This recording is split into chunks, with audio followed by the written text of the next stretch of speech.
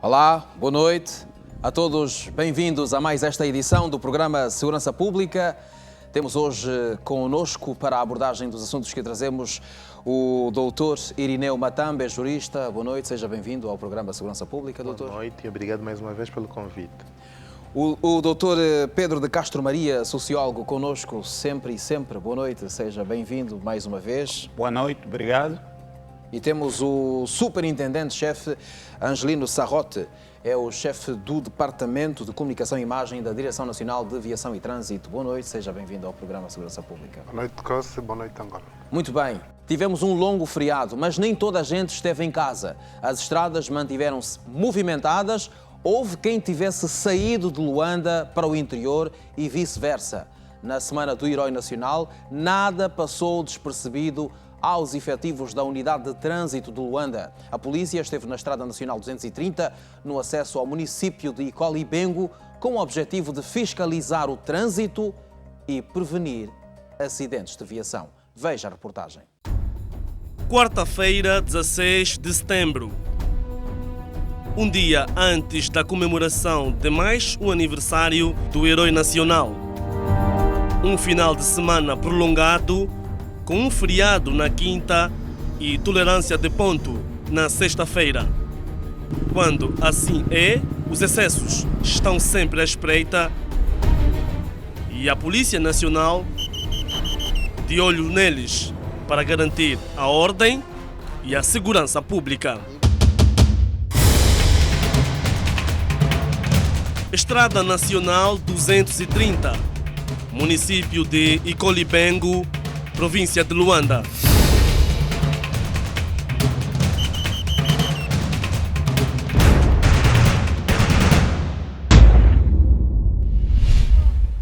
Boa tarde. Por favor, a sua documentação da viatura. O seguro não aparece? Como recolhemos o seguro do Tucson e da Ilux para repagarmos porque o do Tucson também caducou. É bem possível que tirei também e ficou no outro carro. Está bem, não deixa de ser uma infração. Independentemente dele existir, o facto de não se fazerem acompanhar do seguro também é uma infração, está bem? Por favor, podem subir na vossa viatura. Vou passar uma multa com relação à infração existente.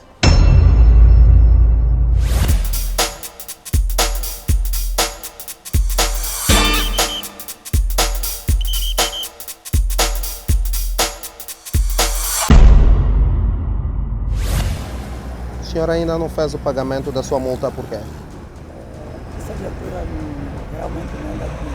Sim.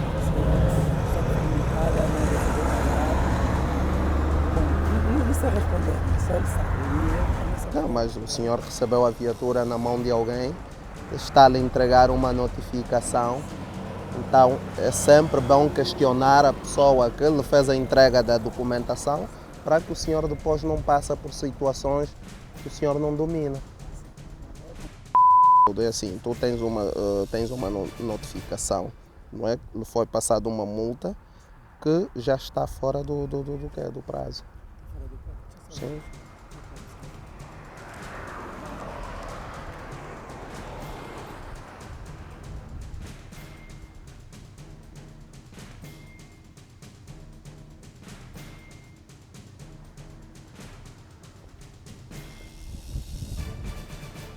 É assim, senhor, essa é uma viatura de transporte de pessoal e o senhor está a fazer transporte de mercadoria, que não é correto. Está bem? O senhor já tem uma multa, não é? E eu já lhe expliquei qual é a situação da sua multa. Então eu não lhe vou poder passar mais uma outra multa porque o senhor não se faz acompanhar aqui da tua documentação, como nós vimos, ela já foi multada. Então o senhor vai nos acompanhar até a unidade de trânsito, está bem? Por favor, o senhor encoste a sua viatura para depois nos acompanhar até a nossa unidade. Sim, sim. Faz favor, senhor, imagine. Vou fazer uma chamada de atenção, senhor automobilista. Não vejo a chapa de matrícula, né? Mas eu não estou a ver. Assim o senhor acaba infringindo no seu artigo 115, né, matrícula ilegível. O trânsito ordena a retirada da rede que cobre a matrícula, mas o condutor não fica impune à infração. Também foi interpelado porque antes vimos que ele pousou uma rede que não é correto, que impossibilitava a gente ver a matrícula, e também é um veículo visado a roubo ou furto, né? Neste caso foi interpelado, foi essa a razão que me levou a fazer o sinal e constatamos de que a matrícula está ilegível. Nesta ordem eu vou passar uma multa ao senhor automobilista. A Estrada Nacional 230 é a que mais acidentes registra em relação à Estrada Nacional número 100. De acordo com os dados da Polícia de Trânsito, a estatística é de um acidente, um morto e 2 feridos por dia. Situação preocupante. Em jeito de prevenção, a Polícia de Trânsito redobra a fiscalização para sensibilizar os utilizadores desta via para uma condução mais cuidada. Final de semana prolongado, sabemos nós que é os finais de semana que o maior número de acidentes nós temos vindo a registrar. Daí que a unidade de trânsito saiu em massa de formas a garantir paz na estrada. Por isso nós reiteramos o apelo aos condutores e não só, que quando utilizarem as vias devem respeitar os limites de velocidade estabelecida por lei, conforme vimos aqui neste local. Está montado o radar para detectar, desencorajar aqueles automobilistas que desrespeitam as regras e normas do Código de Estrada. Aqui, os acidentes estão sempre relacionados com excesso de velocidade, não obstante ao facto de existir sinalização que obriga a redução da velocidade para 60 km por hora nesta via. Em função pedagógica, a polícia pede calma e orienta a redução da velocidade, um apelo ignorado por muitos condutores. A velocidade que o senhor trazia é 77 km a hora, numa área delimitada a 60 km a hora. Com essa infração, o senhor infringiu o artigo 27 do Código de Estrada. Vou lhe convidar para assinar uma multa. Exceder a velocidade num perímetro delimitado. Eu sei isso, mas chefe, pode me desculpar, estou a uma necessidade, estou a socorrer um carro que está aqui em frente. Se você me viu a forma que eu estou, vemos a ajudante que está dentro do carro, tão sujo, um carro que avariou do irmão no caminho, estamos a socorrer. Tá bom. Se chefe pode me desculpar pela próxima vez, acho que mesmo não vai ser mais assim. O senhor não vai deixar de socorrer, né? Com a multa o senhor vai andar à vontade? Vou andar à vontade, mas pelo problema que eu tenho, não vou ter a possibilidade de chegar até ao comando para recuperar a carro. A chamar a atenção aos nossos automobilistas e não só, que no exercício da condução devem fazer uma condução defensiva, não ofensiva, cumprindo com as normas tipificadas no Código de Estrada. Uma delas é o respeito dos limites de velocidade, porque estou sempre a repetir os limites de velocidade porque é a maior causa de acidentes na nossa cidade. A condução sob efeito de álcool e as outras situações, as manobras perigosas, devem evitar este tipo de condução para que nós então, a quando do balanço, virmos que, afinal de contas, em função das medidas tomadas, houve uma redução considerável dos acidentes e as suas consequências.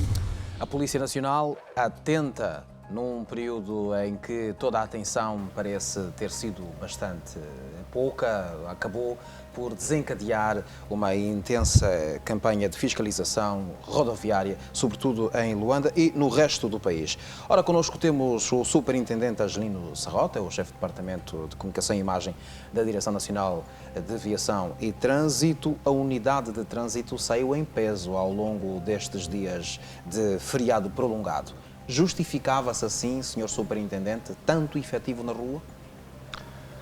Mais uma vez, obrigado. A polícia agradece por esse convite.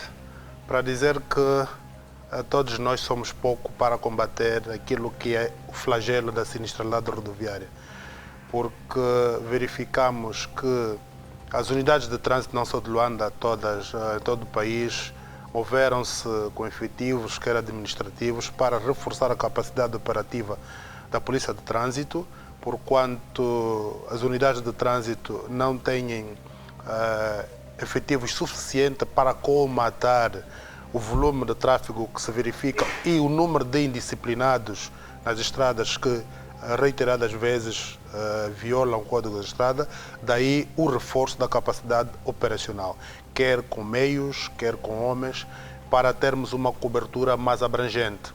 Isto porquê? Porque nos períodos como este, em que há um aumento do tráfego, há deslocação de pessoas nos centros urbanos para a periferia, nas grandes cidades para o interior, há sempre uma apetência, apesar de que o meio não justifica ou não há justificação plausível para dizer que excedeu a velocidade para isso ocorrer, e suponhamos que ao socorrer ou ao exceder essa velocidade para socorrer tivesse um acidente e a justificar o acidente para socorrer. Portanto, não é um comportamento mais adequado.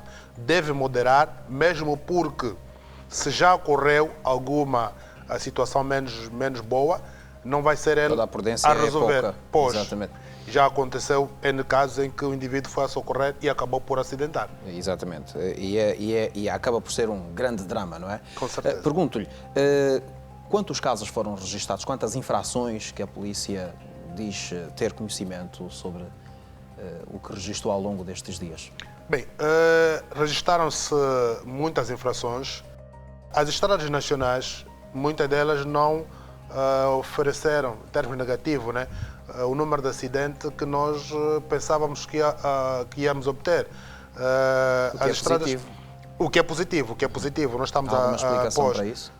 Por causa do trabalho, sobretudo da Brigada Especial de Trânsito, que fez um trabalho ao longo das estradas nacionais. Verificamos, por exemplo, a diminuição do número de acidentes. Uma estrada nacional como a 230, em que é uma das mais visadas em termos de estradas nacionais, verificou-se nesse período um acidente, verificou-se um morto apenas. Este final de semana, este período, o número de acidentes foi maior dentro das cidades do que nas estradas nacionais. Daí que verificou-se que o trabalho que se fez, quer de sensibilização, quer da própria contenção que se fez nas saídas das cidades, resultou algum efeito. Não ainda o desejado, mas resultou algum efeito. O bem-vida não pode depender da operação policial. O bem-vida tem que ser preservado por nós condutores, porque quando nós pensamos que isto não ocorre conosco, pode ocorrer com o nosso familiar, isso traz consequências nefastas para a própria sociedade. Mas é necessário que nós começamos a fazer também. É necessário que os fazedores de opinião, para além de dar a opinião, também começam a dar exemplos práticos de que esse comportamento deve ser melhorado. Muito bem, muito obrigado, Superintendente-Chefe Angelino Sarrota. Ora, pergunto ao Dr. Irineu Matamba, jurista. Doutor, que infrações é que acha que vale destacar nesta reportagem que nós acabamos de transmitir? Todas. Todas elas. E já nos Começa por explicamos. É que, no caso particular da condução automóvel, a infração, por mais básica ou mínima que seja, pode pôr em causa bens fundamentais, como a vida ou a integridade física das pessoas. Por isso, todas elas deveriam ser evitadas. Mas poderíamos, como perguntou, destacar a questão da condução sob efeito de álcool, que é uma prática constante, sobretudo nesses finais de semana prolongados, ou os finais de semana ou feriados. As pessoas querem ter alguma diversão, mas também querem se deslocar de um lugar para o outro. E ali perigam a sua própria vida e de outras pessoas. A questão não foi referido na reportagem, e espero que não tenha acontecido, mas a condução sem habilitação para o efeito. E houve um caso que certamente o polícia em causa deve ter ido depois averiguar, porque havia alguém a conduzir com uma multa. E isto pode ser já vencido, pode ser algum indício de falta de habilitação.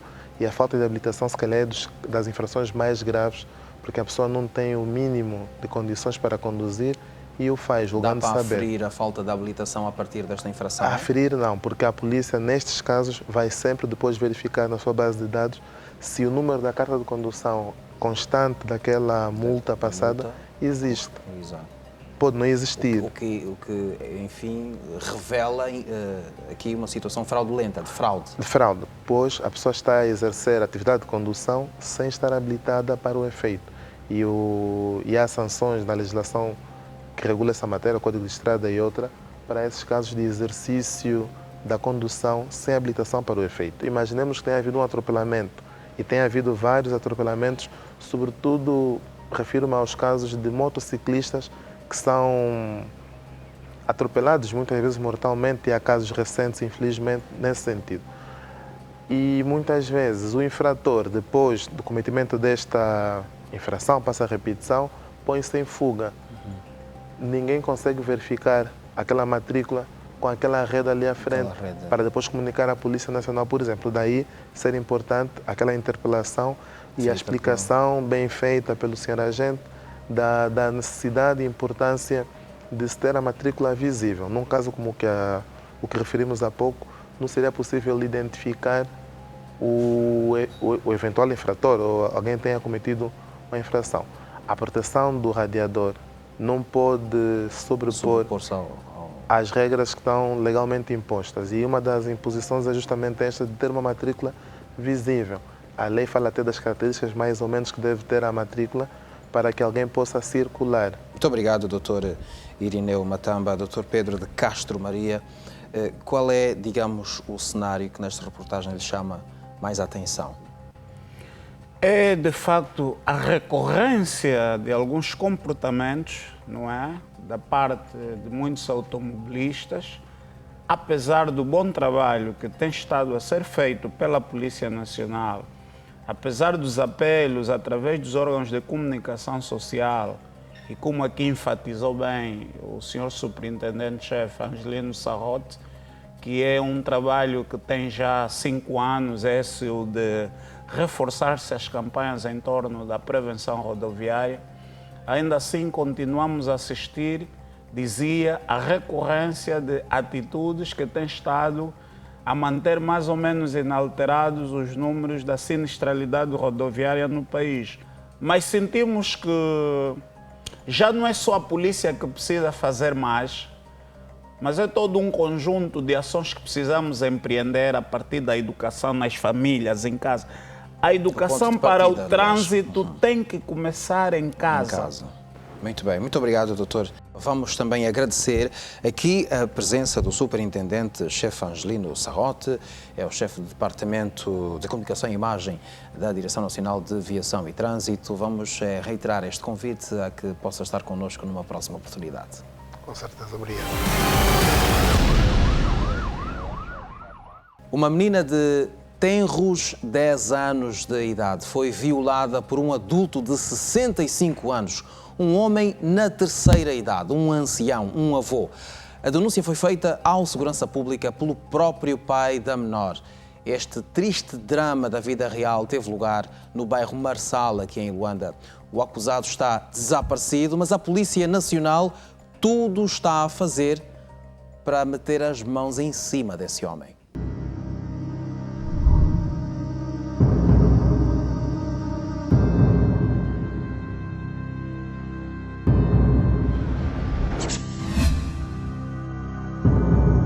Ele falou que a mulher dele foi em Portugal, por isso só está sozinho em casa. Sozinho em casa? Sim. E depois? Depois me fez uma ligação, me tirou o biquíni. Depois me vestiu, me deu meu cunho, falou para mim ir para casa. A menina que você ouviu tem 10 anos de idade. É filha deste senhor. Ele tocou onde não devia tocar. Daquilo que tem conhecimento, quantas vezes a sua filha foi abusada pelo seu vizinho? Ela, melhor ela pode esclarecer, ela está aqui junto de nós, não é? Mas o que ela disse ao senhor? Ela disse que abusou várias vezes. Abusou várias vezes. Que algumas vezes até miúda sangrava. Ela foi abusada sexualmente.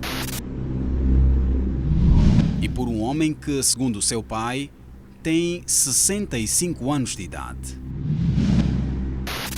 Veja só. Quantas vezes o senhor convidou para sair? 3 vezes. 3 vezes? Sim, 3 vezes. Bairro do Marçal, periferia de Luanda. O pai da menina é morador desta zona. O acusado de pedofilia também é. A mãe da ofendida é que já não vive aqui. Faleceu quando a mesma tinha ainda 1 ano de idade. Desde então, a menor vive no mesmo bairro com os avós maternos. Ele faz abusos que a gente não tinha conhecimento. Eu só tomei conhecimento através da menor, porque ela diz o que ele fez. Às vezes levava ali na cidadela, ali no estádio da cidadela, ali, fechado ali naquelas escuras. Às vezes levava ali na cuca. Para fazer o quê? Para fazer malandro. Comprava-lhe muita coisa, dava-lhe dinheiro. E a família aqui, onde eu tenho a filha, pensava que realmente eu que dava esses valores à miúda. Eu sempre disse a eles, eu não dou esse dinheiro à minha filha.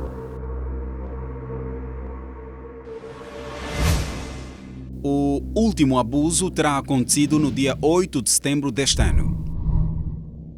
Segundo a menina, só não denunciou os outros abusos porque temia pela vida. Eu disse, eu não vou falar. Por quê? Tinhas medo? Senão quer me matar. Não percebo o tio, não está... Senão quer me matar. No mesmo dia em que a menor sofreu a última violação, o seu pai registrou uma queixa à polícia. O caso foi imediatamente encaminhado ao Serviço de Investigação Criminal. No dia seguinte, a menor foi submetida a um exame médico-legal. O resultado do teste é um detalhe que nem os parentes têm acesso. São provas que vão ajudar a esclarecer o caso em tribunal. Até agora, o acusado ainda não está detido. Anda em parte incerta. Está em fuga. Ainda assim, fomos ao endereço de residência do mesmo. Através de uma mulher que se apresenta como sendo sua empregada, somos informados de que a pessoa em causa não se encontra em Luanda. Olha, eu só venho 2 semanas, 2 dias na semana. Primeiro dia hoje que me disseram que ela não está viajou. Não sei se viajou quando. E não tem ninguém de casa, né? Não, não tem. A violação de menores é um crime punível pelo artigo 394 do Código Penal. Um violador pode ver nascer o sol quadrado durante 12 anos. Elisa Gurgel, Instituto Nacional da Criança, INAC. Ela diz que o fenómeno pedofilia em Luanda é mais frequente do que se possa imaginar. E alerta para o seguinte: se queremos resgatar valores, os adultos devem ser os primeiros a darem exemplo. Para um senhor de 65 anos, aprendeu muito. Ele tem uma história. Ele não é de agora dos 40 anos da nossa independência. Quando Angola se tornou independente, já ele tinha 25 anos e acredito que os pais passaram os valores. E quando há perca de valores, eu não posso reclamar quando eu não passo valores. E é um adulto que tem a missão de transmitir valores. O que é ética, o que é moral, o que é o civismo. Porque é isso, se este senhor faz isso a esta criança, a vizinha, também pode fazer com os seus. Dos casos registados pelo INAC, só de janeiro a agosto deste ano, 46 crianças foram abusadas sexualmente. Veja só. O INAC, através das suas políticas de trabalho, luta contra o fenómeno. Mas para que se tenha êxitos, é necessário que a instituição família faça o seu papel. O grande problema é que mesmo até os progenitores não têm a criança como um ser humano. Este é o grande problema. Repara, primeiro eu, segundo eu, terceiro eu. Aonde está a criança? Em muitas famílias acontece isso. Então a família tem que começar a impor, a dizer, o Estado cria as políticas, desde o bem-estar, empregos, hospitais, escolas, mas o papel primordial é da família. Nós condenamos veementemente todo o tipo de abuso das nossas crianças. Todo o tipo de abuso nós condenamos e nós, as autoridades, e tendo em conta do lema que a criança é a prioridade absoluta, tudo se vai fazer para que se devolva a dignidade das nossas crianças.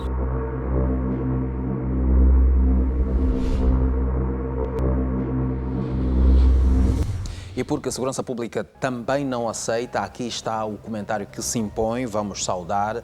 Agora também conosco o superintendente Estevão Delfim Calei, é para já o chefe de operações do Posto de Comando Central do Comando-Geral da Polícia Nacional. Obrigado por estar aqui conosco no Segurança Pública.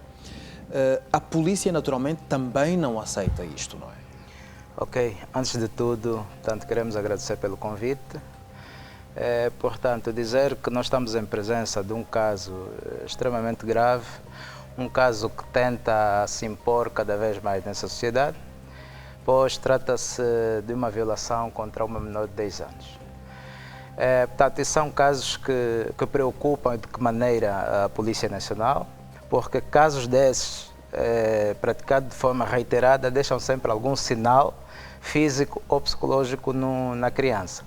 Portanto, a polícia ainda pode prevenir os casos que ocorram na via pública mediante denúncia ou mediante o flagrante delito. Agora, no interior das casas Mas é um bocado no interior mais das casas, portanto, não é possível haver uma intervenção policial, porque esse tipo de crimes geralmente acontecem no seio familiar, são praticados por pessoas próximas à vítima, no caso também vizinhos, portanto, são elementos que têm alguma confiança no seio familiar. E então essa tipologia de crimes é difícil de ser prevenida pela polícia. Geralmente o pai e a mãe estão inseridos no mercado de trabalho e daí a necessidade de implementar mecanismos reforçados de controle para com os menores. Já há alguns elementos que nos poderão levar em tempo muito breve à detenção desse elemento. Nesta altura, o processo encontra-se sob segredo de justiça e a polícia está a trabalhar para esclarecer e tão logo dê por terminado esse processo, também aparecerá em público para esclarecer a população em geral. Muito bem, muito obrigado, Sr. Superintendente Estevão Calei. Eu pergunto ao Dr. Pedro de Castro Maria, antes de passar para o Dr. Irineu Matamba, as nuances que motivam um homem de 65 anos a agredir sexualmente uma menor de 10 anos são difíceis de assumir, de admitir, de interpretar. São difíceis de perceber, de aceitar e choca. É apetite sexual diabólico, puro e simples ou... É dramático isso, não é? Porque as relações sociais tornaram-se cada vez mais complexas, não é? Em função da própria forma como hoje a sociedade está estruturada. Retive aqui a ideia de que os pais hoje estão muito ocupados, com pouco tempo para prestarem atenção aos filhos. E é verdade. É verdade, claro. Por isso é que eu estou a relevar de novo aqui esses aspectos. Infelizmente. Agora, é necessário pararmos, pensar. Precisamos nos ocupar ao ponto de não ter tempo para os filhos. Afinal, estamos a trabalhar para quê e para quem? Muitos dos delinquentes juvenis, prostitutas, jovens que tendem depois a fugir de casa, a não suportar a convivência familiar, dentre outros elementos que pautam por comportamentos desviantes, foram vítimas de abuso sexual. Claro, em casa, sim. Estamos a criar depois jovens que vão dar mais problemas ainda à sociedade. Muito bem, muito obrigado, Dr. Pedro de Castro Maria, Dr. Irineu Matamba. Qual é a abordagem jurídico-penal que se lhe oferece fazer a este episódio dramático da vida real? Dramático, estigmatizante para a criança e repugnante para a sociedade. Por esses motivos, mais do que uma reprovação genérica do direito, há uma reprovação mais grave ou mais enérgica. E a reprovação mais enérgica do direito é feita por intermédio do direito penal. Sempre que o direito penal intervém, devemos perceber que os valores fundamentais em que assentam a convivência humana foram gravemente ofendidos, tal sorte que só pela intervenção deste ramo do direito é possível repor a confiança da comunidade, sancionar o infrator e permitir que, passa a expressão, a máquina comunitária volta a funcionar. A nossa Constituição consagra que o direito, ou a proteção, dos direitos da criança, constituem absoluta prioridade e são, diríamos, obrigação por esta proteção a família em primeiro lugar, a comunidade ou a sociedade, mas também o próprio Estado. Portanto, a todos nós, enquanto pais, membros da sociedade ou intervenientes ou integrantes de algum órgão do Estado, temos a obrigação de proteger a família. No que diz respeito ao Estado, esta proteção em particular é feita, apesar dos condicionalismos apresentados pelo senhor superintendente Calei, consagrando essa conduta em particular de violação do menor de 12 anos de idade, no caso 10 anos de idade, como crime. E vem prevista uma pena específica de prisão maior de 8 a 12 anos, que pode ser agravada para a pena mais, para um limite ou medida acima desta, no caso 12 a 16 anos, se verificar alguma das circunstâncias que a lei também prevê, a lei penal prevê. E a peça não nos permitiu perceber isto, mas se este ancião tivesse alguma influência, alguma autoridade sobre a criança, porque era quem, como referiu o COSE, quando ainda foi o Dr. Pedro Maria, contava a história ou transmitia, ou deve transmitir alguns valores, a pena deve ser automaticamente agravada para a penalidade que esteja acima desta, em primeiro lugar. Em segundo lugar, no caso da violação, a situação é grave, mas porque diz respeito a questões ligadas à intimidade das pessoas, neste caso, a lei permite que só haja procedimento criminal, a intervenção da nossa Polícia Nacional, se houver denúncia das pessoas indicadas na lei, nesse caso dos progenitores ou das pessoas que vivam com a criança em concreto. E parece que aconteceu, pelo que foi cumprido aqui o pressuposto da denúncia, por se tratar de um crime semipúblico. No entanto, feita a denúncia, os parentes não podem depois desistir do processo, porque chegaram a acordo com o infrator, na medida em que esses crimes semipúblicos carecem de denúncia, mas a sua continuidade não depende do consentimento da pessoa que tiver feito a denúncia. Há uma tendência muito grande de pessoas nesta fase da idade que sofrem desse distúrbio, da senilidade, de se aproximarem constantemente das crianças. Brincam e permanecem essencialmente com crianças, mas não ficam apenas ali com as crianças a olhar. Tocam no cabelo, fazem um carinho na criança, mas aos olhos mais inocentes parece uma manifestação natural de carinho de um ancião, que deveria ser, em relação a um menor. E as pessoas até se alegram porque pode, por essa via, a criança receber algum dos valores fundamentais da comunidade. Mas muitas vezes são já um indício desta senilidade, pelo que os pais deveriam estar alerta e evitar a todo custo contactos permanentes e ambientes reservados deste, não sei se ainda podemos referir ancião, desta pessoa de 65 anos com aquela criança. Muito bem, Dr. Irineu Matamba, muito obrigado por esta abordagem sábia e tecnicamente útil a este episódio dramático da vida real que trouxemos na edição de hoje do Segurança Pública. A Segurança Pública agradece também, por esta altura, a intervenção do Superintendente Calei, Estevão Delfim Calei. É, de resto, o chefe de operações do Posto de Comando Central do Comando-Geral da Polícia Nacional. Muito obrigado. Okay, muito obrigado. Nós vamos, de facto, esperar que esse homem seja encontrado e seja levado à barra da justiça. Certeza que sim. O Tribunal de Polícia do Distrito Urbano da Ingombota condenou um homem que responde pelo nome de António dos Santos, considerado culpado num crime de desobediência. António dos Santos é pescador, foi detido na costa de Luanda por se achar a pescar ilegalmente junto às plataformas petrolíferas. Veja a seguir a reportagem. As atividades administrativas, no caso da fiscalização das pescas, no caso da capitania, em coordenação com a polícia, realizou reuniões com os armadores, assinaram o compromisso em não acessarem em nenhum momento nas zonas restritas de segurança das sondas petrolíferas. A própria capitania emitiu editais no Jornal de Angola do dia 28, no Jornal de Angola do dia 25, tanto editou um aviso que dava fim, como vencido o prazo de graça de sensibilização.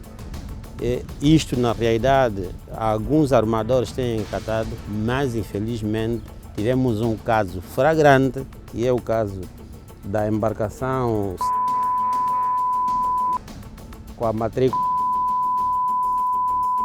Por sinal, duas embarcações, o armador é o mesmo, e o armador dessas embarcações esteve na reunião do Ministério das Pescas, onde estava a Polícia Fiscal, assinou o compromisso de nunca, em nenhum momento, mandatar os seus funcionários irem às sondas. Esse armador é que distribuía a ata aos demais colegas armadores que não estavam. Vejam que as mesmas embarcações desse mesmo armador é que foram apanhadas em flagrante delito a violar o perímetro de segurança. Luanda, 14 de setembro de 2015. Tribunal de Polícia, Distrito Urbano da Ingombota. Antônio da Cruz dos Santos, 49 anos, dos quais 20 dedicados à pesca.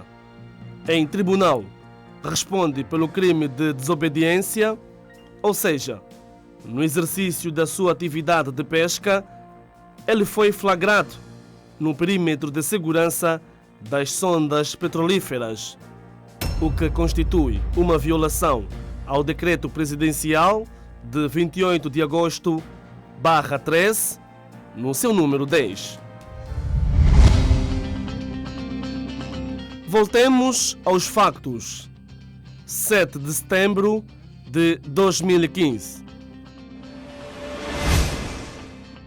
Polícia Fiscal, Unidade Marítima.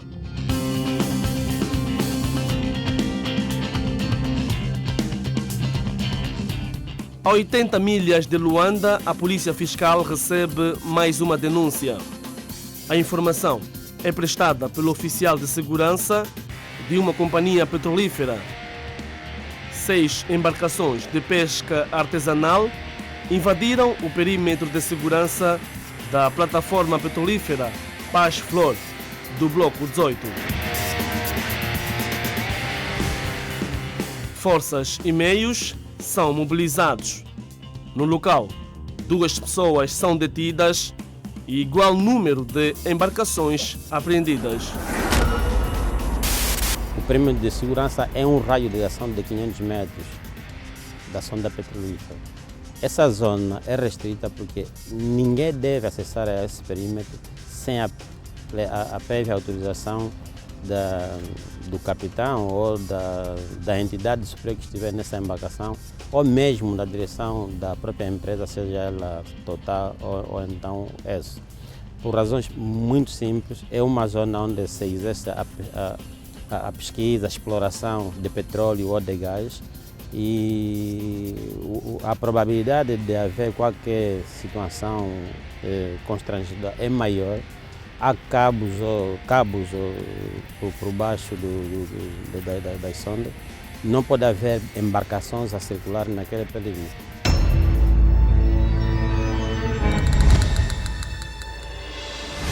Em tribunal, um dos supostos infratores é dado como foragido, mas Antônio da Cruz dos Santos é condenado a 2 meses de prisão de pena correcional que serão convertidas em multa.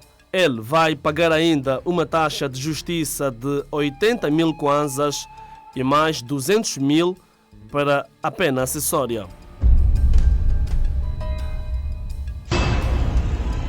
A prática da pesca fora da zona permitida por lei é constante. Dados da Polícia Fiscal Marítima revelam que de junho a agosto deste ano, por exemplo, foram registrados 15 casos de violação ao perímetro de segurança das sondas petrolíferas e cerca de 18 embarcações pesqueiras foram apreendidas. E esses casos, por sua vez, foram encaminhados para as autoridades competentes. Estou-me a referir das capitanias em caso de violação às normas marítimas, que também a própria Lei 27/12 sobre a Marinha Mercante e Portos também não permite que a navegação seja feita nessas zonas, em termos de segurança marítima. A própria Lei 6, a Lei 6A4, sobre os recursos biológicos e aquáticos, também não permite que se faça pesca às zonas restritas de segurança petrolífera. O Decreto Presidencial 28/13, também no número 10, também proíbe que qualquer embarcação acesse às zonas restritas das petrolíferas. Portanto, é uma série de atividades que, nesse momento, o Grupo Multissetorial, devidamente mandatado pelo Governo, está a fazer no sentido de mantermos a segurança marítima a nível das nossas águas. Violação ao perímetro de segurança das sondas petrolíferas. Que perigo é que esta prática pode representar? São vários perigos que se representam, e porque os pescadores, no caso, quando acessam a essas zonas restritas sem autorização, eles inclusive dão-se ao luxo, por exemplo, de fazer amarrações com cabos das suas embarcações nos pilares das sondas, e ainda eles chegam ao ponto de atear fogo só para criar, por exemplo, um pescado embaixo de uma sonda petrolífera que é de petróleo ou de gás. É um perigo iminente.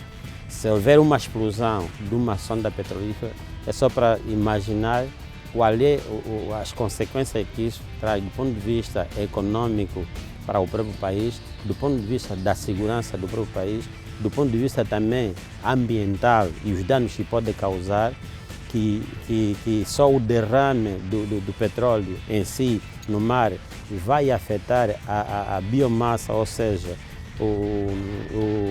os recursos marinhos que estão no subsolo, e também são, a maior parte, produtos de alimentação para a população em terra, que é o caso do próprio pescado. São danos incalculáveis que isso causa. E, portanto, todo o cuidado é pouco. E porque impõe-se, de facto, a intervenção de um esclarecimento da Polícia Nacional, convocamos e agradecemos, nesta altura, a presença do Superintendente Mário Alberto, um habitué aqui no nosso espaço de Segurança Pública. Ele é o chefe de Departamento Técnico Aduaneiro do Comando Nacional da Polícia Fiscal. Seja bem-vindo ao Segurança Pública mais uma vez. É pelo menos a terceira ou quarta vez que nos encontramos aqui assim, não é? Boa noite, muito obrigado. Muito bem. Ora, acabou em condenação o homem que foi apanhado a pescar com os seus companheiros numa zona proibida a atividade pesqueira. Ora, pergunto-lhe, é pertinente, nem que seja para efeitos de prevenção geral, esta abordagem que culminou com o encarceramento de um dos seus responsáveis? É correto, é pertinente. Aproveito esta ocasião para dizer que, mais uma vez, põe-se a grande questão se de facto é a pesca dentro do perímetro de segurança, se é ou não é permitida, se é ou não é proibida. A resposta aqui hoje é que realmente é proibida, tal como nós ouvimos. O comandante da Unidade Fiscal Marítima descreveu bem os perigos que isto representa. O nosso executivo, preocupado com a segurança das sondas, das plataformas petrolíferas, fez sair recentemente, este ano, o decreto presidencial número 28/15 de 13 de janeiro. Só para verem, é recente. Neste diploma legal, define-se o perímetro de segurança num raio de 1000 metros. Repito, 1000 metros. E é o diploma mais recente, só para verem a preocupação do nosso executivo em relação à segurança das plataformas e dos pescadores. E com certeza. Obviamente. Porque, reparem bem, o nosso OGE tem como principal fonte o petróleo. O nosso colega, o meu colega, o comandante da Unidade Fiscal Marítima, disse bem, eles vão até por baixo das plataformas, fazem amarrações, quer dizer, juntam a sua embarcação na plataforma. Nas armações. Exato. E mais, fazem fogo para cozinharem, enfim. Já repararam ali o perigo? Embaixo. Exatamente, o perigo que isto representa. A plataforma petrolífera é muito cara. Estamos aqui a falar de bilhões de dólares norte-americanos. De prejuízo. Sim. Para além... Em caso de desastre. Correto, para além da vida. Para além da vida. Portanto, exatamente, eu aproveito esta ocasião, mais uma vez, para apelar a todos os armadores no sentido de pararem, porque o período de tolerância terminou. Mas as sondas petrolíferas não têm condições para neutralizar a aproximação dos pescadores? Não, não têm não. Quem faz cumprir, digamos assim, a segurança no mar é a polícia e outros órgãos, com certeza. De maneiras que, dizia eu, mais uma vez reitero, apelo a todos os armadores porque têm conhecimento disto, tal como foi dito aqui nesta peça.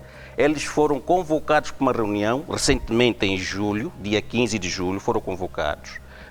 Esse encontro, essa reunião decorreu no Ministério das Pescas. Participaram todos os armadores presentes, assinaram a ata de como deixariam de realizarem a pesca no perímetro de segurança das plataformas petrolíferas. Mas é ali onde o peixe pica bem, não é? Bom, se é ali onde pica bem, isto é outra coisa. Nós todos gostamos de peixe. Exato. Todos nós consumimos e vamos continuar a apelar para pescarem peixe para nós, para toda a população. Mas com regras. Não é aí no perímetro de segurança. Exatamente por causa do perigo iminente que isto representa.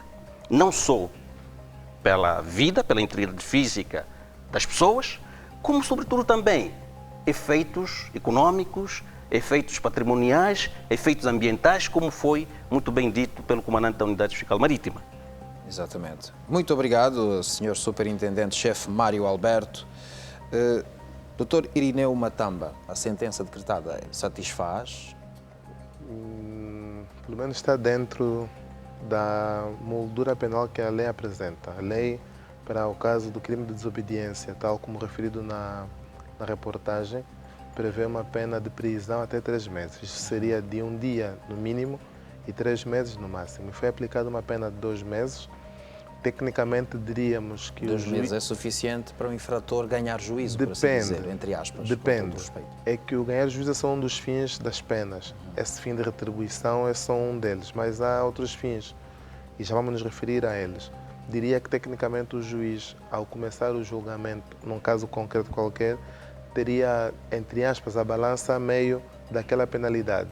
O mínimo seria, nesse caso, o máximo 3 meses, mínimo 1 dia, ele estaria ali no 1 mês e 15 dias. Muito bem, muito obrigado, Dr. Irineu Matamba, Dr. Pedro de Castro Maria. Uma avaliação muito sumária, já que estamos muito apertados pelo tempo. Daqui a pouco tem o telejornal. Enfim, qual é a sua avaliação? Pescar, sim, mas não em zonas proibidas. Pois essa Nem que seja uma zona onde pique bem o peixe. Pois claro, normalmente esses casos resultam de uma certa apetência pelo maior lucro, que é sempre desaconselhável, porque é melhor sempre pescar um bocado com calma, aí onde as autoridades de facto permitem, as leis permitem, para depois não termos esse tipo de consequências. É pai de família, tem responsabilidades. Se não houver regras, não houver limites, a própria sociedade não é possível. Muito bem. A complexidade social, a densidade social nos dizem que onde há sociedade deve existir regra, onde há exatamente. O direito não é uma coisa abstrata que alguém inventou, mas se há direito é exatamente porque existe sociedade. Existem pessoas e o risco de conflitualidade. Exatamente. Muito bem, muito obrigado então. Aqui no Segurança Pública fala quem sabe são os nossos analistas, os nossos convidados que são trazidos aqui muito criteriosamente para que, como se sabe, as suas avaliações possam produzir efeito. E nós estamos felizes porque este efeito está presente na nossa vida dia a dia.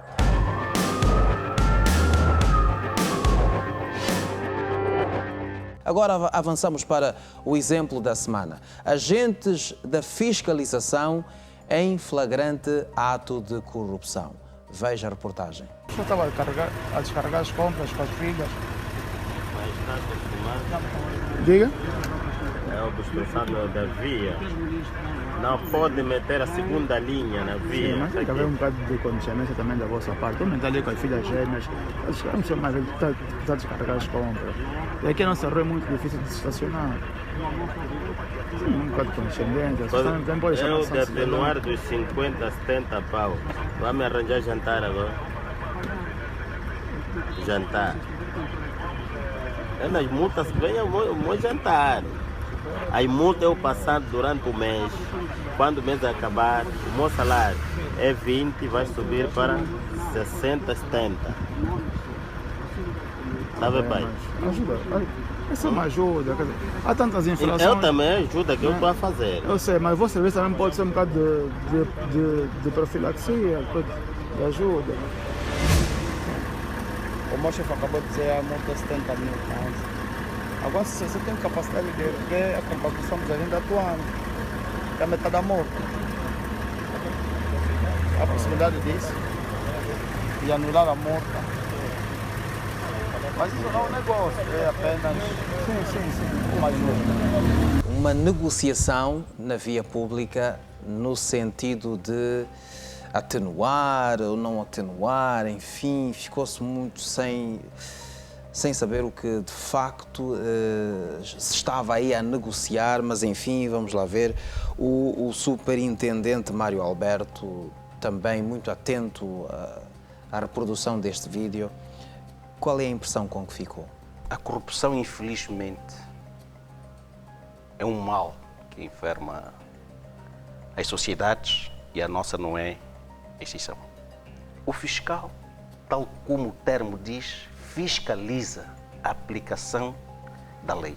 O que ele devia fazer ali, se fosse realmente íntegro, e aqui está o problema da integridade, ele aí não foi íntegro, seria, perante uma infração, seria lavrar o auto de notícia, porque é flagrante delito, e encaminhar este auto de notícia para quem tem direito. Não Coisa aconteceu. Que ele não fez. Não aconteceu. O que a imagem... Possa negociar o jantar. Exatamente. O que não é correto. É um mal que enferma na sociedade. É, digamos assim, uma situação que todos nós, cada um de nós deve refletir e procuramos fazer o melhor. Muito obrigado, Sr. Superintendente-Chefe Mário Alberto. Aqui nesta parte do exemplo da semana, as avaliações são muito cirúrgicas, muito rápidas. Dr. Pedro de Castro Maria, é legítimo um homem sair de casa à procura do jantar desse dia? Legítimo? Cara, essa pergunta é provocatória. Procurar jantar Ele é um oficial do Estado. Nós saímos para procurar o sustento. Mas temos um salário no fim do mês. Quando servimos o Estado ou qualquer uma outra instituição, um ente privado qualquer, assinamos um contrato em que o serviço que vamos prestar vai ser remunerado no fim do mês. Agora, se há outras prestações, são aquelas que são previstas pela lei. Há casos em que horas extras, bom desempenho, são premiados, mas tudo consoante a lei. Procurar jantar na rua, só essa expressão fica mal a quem está a envergar o nome de titular de uma função, porque isso inclusive denota um certo abuso de poder. O Estado conferiu a esse indivíduo um poder para estar aí na rua, como disse bem o superintendente-chefe Mário Alberto, para fiscalizar o cumprimento da lei. E ele, em ato, declara promiscuidade, não é? Faz desrespeitar o bom nome do Estado que lhe conferiu esse poder, não é? Então, é importante aqui chamar a atenção que o poder é para ser exercido, mas consoante a lei. Ora, doutor Irineu Matamba, a sua avaliação? Podemos daqui identificar vários, depois caberá ao juiz decidir em caso concreto, mais várias infrações, ou melhor, a conduta pode ser subsumida, quer na infração, como referiu há pouco o doutor Pedro Maria, de abuso de autoridade, mas quer eventualmente num crime de concussão. Abuso de autoridade porque as pessoas teriam atuado ou exercido o poder para além dos limites normais. O crime de concussão porque houve ou terá havido extorsão, embora depois poderá se dizer não, mas houve negociação, não houve manifestação inicial do agente da fiscalização, mas poderíamos falar aqui numa extorsão e nenhum funcionário público, qualquer que seja, da polícia ou outro, da fiscalização, polícia ou outro, pode extorquir ou exigir de alguém que lhe entregue valores para benefícios próprios, e muito menos pode haver aqui, diríamos entre aspas, o pagamento de multas ou emolumentos fora daqueles casos previstos na lei. E pelo sistema da bancarização do próprio país em vigor, mesmo essas multas ou emolumentos são pagos via bancária, numa conta estatal ou de preferência da conta única do Tesouro e não em mãos de qualquer agente do gênero. Por isso, as atuações irrefletidas podem causar danos quando menos esperamos e até para pessoas que não estão muito próximas. Muito bem, doutor Irineu Matamba, muito obrigado. E a todos os nossos convidados também endereçamos este abraço. Chegamos ao final do programa Segurança Pública. Assim que nos esteve a acompanhar através da TPA, aqui está também o nosso reiterado abraço. Nós contamos consigo e esperamos que esteja aí desse lado para a semana, quando voltarmos com outros temas que nos fazem animar aqui através do Segurança Pública. Bons exemplos, bom comportamento, boa conduta exemplar. É aquilo que nós esperamos que você observe. Até lá, até já.